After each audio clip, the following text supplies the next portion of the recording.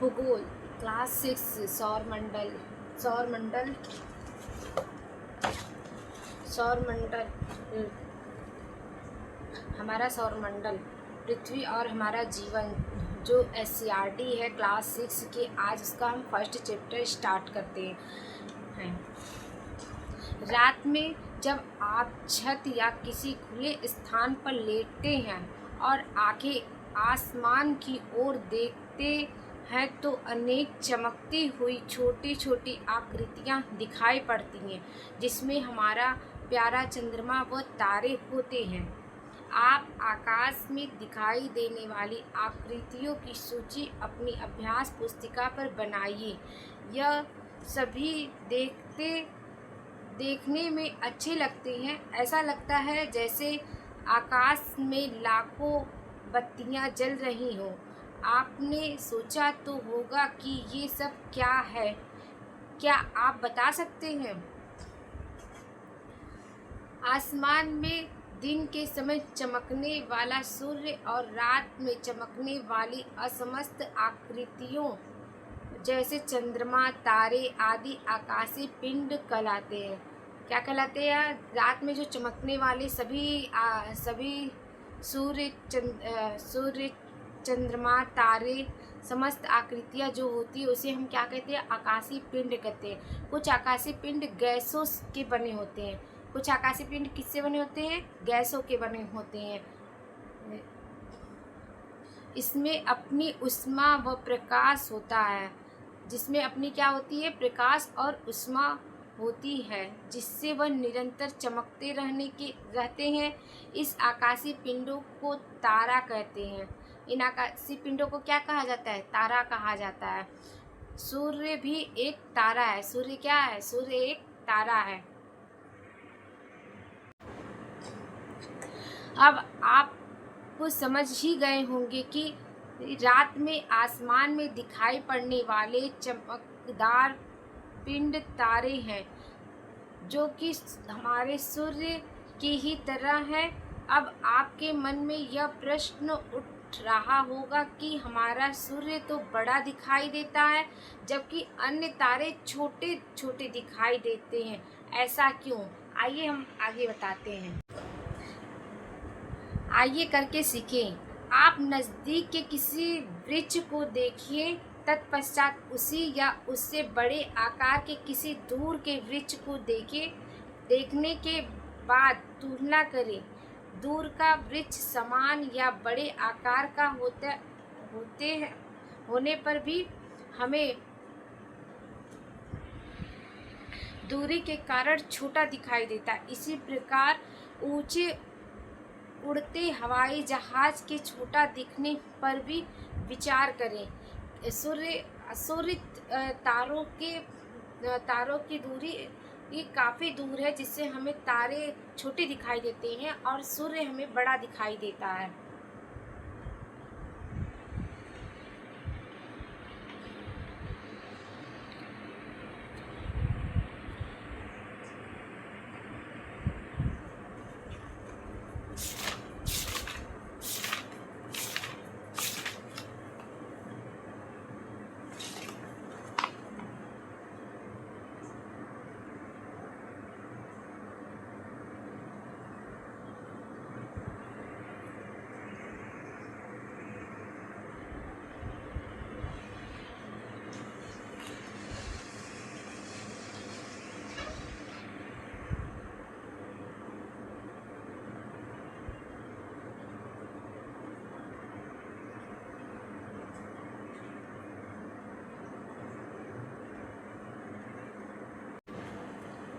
उपग्रह कुछ आकाशीय पिंड अपने ग्रह की परिक्रमा करते हुए सूर्य की परिक्रमा पूरी करते हैं।